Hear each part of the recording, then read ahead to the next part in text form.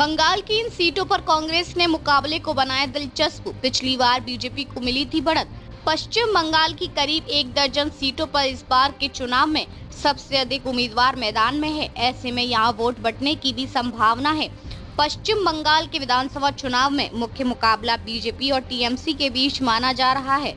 हालांकि कई ऐसे विधानसभा सीटें हैं जहां त्रिकोणीय मुकाबला है। ऐसे में इन सीटों का समीकरण बदलेगा। पश्चिम बंगाल की करीब 1 दर्जन सीटों पर इस बार के चुनाव में सबसे अधिक उम्मीदवार मैदान में हैं।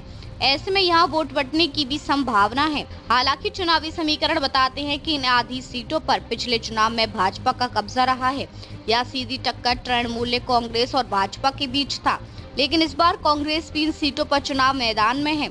इस वजह से इन सीटों पर त्रिकोणीय मुकाबले की स्थिति बन रही है।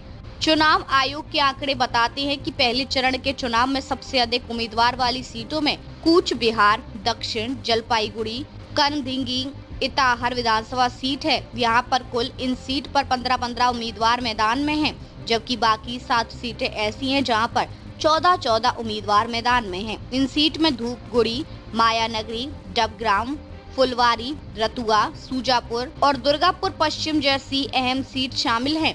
इस चुनाव में वोट बंटवारे का फायदा कांग्रेस को कितना होगा, ये इन सीटों का समीकरण तय करेगा। हालांकि इस त्रिकोणीय समीकरण के साथ सबसे अधिक उम्मीदवार होने की वजह से यहां पर बड़े दलों बीजेपी और टीएमसी के लिए मुकाबला कड़ा कर दिया है।